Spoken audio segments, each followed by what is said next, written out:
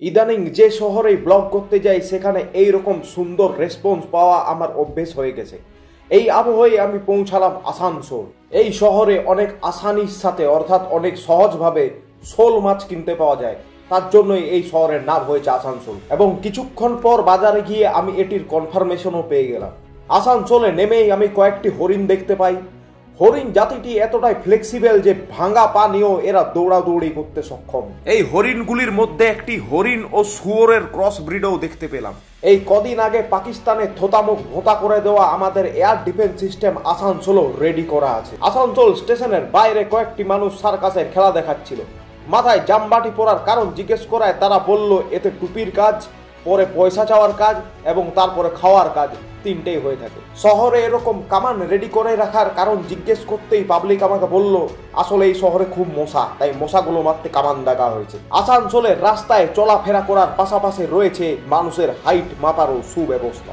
3 চাকা গাড়িতে একটি এক্সট্রা চাকা লাগিয়ে মানুষ এখানে 4 চাকা গাড়ির সুখ নেয়।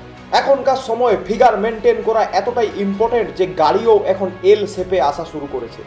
একটি বাঘও জিম করে করে তার শরীর এতটাই শুকিয়ে ফেলেছে যে ইদানিং তাকে কুকুরের মতো দেখতে লাগছে। আসানসোলকে ভবিষ্যতের world class greenfield smart city বানানোর জন্য এখানে সুন্দর রিভার ফ্রন্টের কাজ শুরু হয়েছে।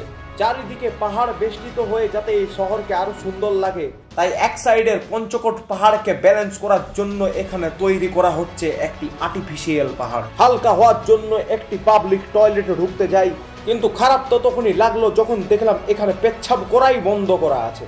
রাস্তার সাইডে এতগুলি লোহা পোঁতা আছে দেখে আমি পাবলিককে জিজ্ঞেস করলাম এগুলো কি। পাবলিক আমাকে জানায় আসলে ওগুলো স্টিল প্ল্যান্টের চাষ করা হয়েছে। যারা বিপিএল অর্থাৎ বিলো পভার্টি লাইনের মানুষ তারাও যাতে ফ্যান অ্যাফোর্ড করতে পারেন এই গরমে তারও ব্যবস্থা করা হয়েছে। শুধু কস্ট কাটিং হিসেবে ফ্যানের 3টে ব্লেডের বদলে এখানে একটা ব্লেড পাওয়া যায়। এরকম সুন্দর একটি ক্লক টাওয়ার থাকার কারণে মানুষকে নিজের ঘড়ির দিকে তাকাতে হয় না, মানুষ সময় মাফিক চলাফেরা করতে পারে নির্দ্বিধায়। আসানসোলে 24 ক্যারেট সোনা পাওয়া যাচ্ছিল মাত্র 5 টাকায়।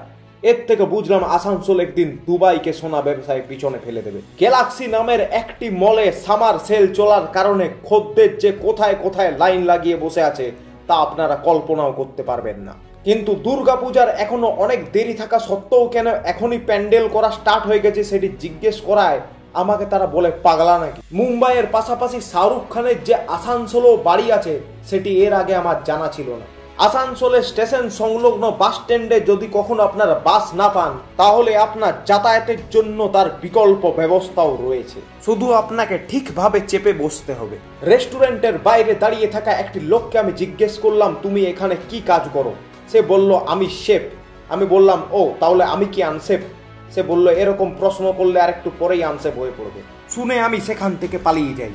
মূল্য বৃদ্ধির কারণে পোস্তর দাম এখন এতটাই বেশি যে পোস্ত একমাত্র রাজবাড়িতেই পাওয়া যায়, আর আমাদের সাধারণ মানুষের জন্য পোস্ত খাওয়ার রাস্তা ছিল একদম বন্ধ। আমেরিকার রাষ্ট্রপতির বাড়িরও একটি অফ কাউন্টার এখানে দেখতে পেয়ে বেশ ভালো লাগলো। বাম দিকের রঙও যে একদিন সবুজ হবে সেটি আমি এর আগে কখনো ভাবিনি। আর পাশের ছবিটা আমাদের দাদার লেজেন্ড সৌরভ গাঙ্গুলি। কেন বললাম? যারা জানেন তারা জানেন। একটি জায়গায় গোল্ড লোনের ব্যাপারে খোঁজ নিতে গিয়ে আমি জিজ্ঞেস করি আমাকেও অনেকে সোনা বলে ডাকে, তাই আমি কি নিজেকে বন্ধক দিয়ে টাকা পাবো? তারা বলে এমনিতে বেরোবে নাকি ঘাড় ধাক্কা দেবো। একটি জায়গায় লেখা ছিল সব জায়গায় বাহার আছে, কিন্তু যেটি লেখা ছিল না সেটি হলো আসানসোলের সব জায়গায় বাহারের সাথে সাথে বিহারও আছে। আশেপাশে আমি ঘুরতে ঘুরতে জানতে পারি আসানসোল খুব জলদি অলিম্পিক্স হোস্ট করবে। অন্য সব জায়গায় এ ফর অ্যাপেল হলো, আসানসোলে কিন্তু A for Aman. Cartoon network বন্ধ হয়ে যাওয়ার পর মিকি মাউস এখন আসানসোলে ম্যাগির দোকান চালায়। লন্ডনে যেমন টিউব রেল রয়েছে, আসানসোলে রয়েছে টিউব রোড। মানুষ এই শহরে থাকতে এতটাই পছন্দ করে যে জায়গা কম পড়লেও এরকম 0.1 BHK বাড়িতেও থেকে নেয় অনায়াসে। আমাকে একটি জায়গায় জিজ্ঞেস করা হয় মশলা চাই, হার্বাল চাই, অর্থোডক্স চাই, ফ্লেভার চাই নাকি ওয়েলনেস চাই। আমি বললাম না ভাই আমার কিছুই চাই না। কিন্তু তারপরেই যখন আমাকে জিজ্ঞেস করা হলো আসাম বালি চাই তখন আমি একটু থতমত খেয়ে গেলাম, কারণ আমি আসামকে খুব ভালোবাসি। জীবনে এই প্রথমবার আমি এত বড় বড় পনিরের টুকরো দেখতে পেলাম। গাছের উপর থেকে মানুষদের জামা কাপড়ে হেগে তাদের বিরক্ত করার অপরাধে কয়েকটি পাখিকে অ্যারেস্ট করে হাজতে ভরা হয়। আসানসোল শহর থেকে বেরোনোর আগে এই শহর আমাকে ধন্যবাদ জানায় এখানে আসার জন্য। আমিও ধন্যবাদ জানিয়ে বাড়ি ফিরে যাই।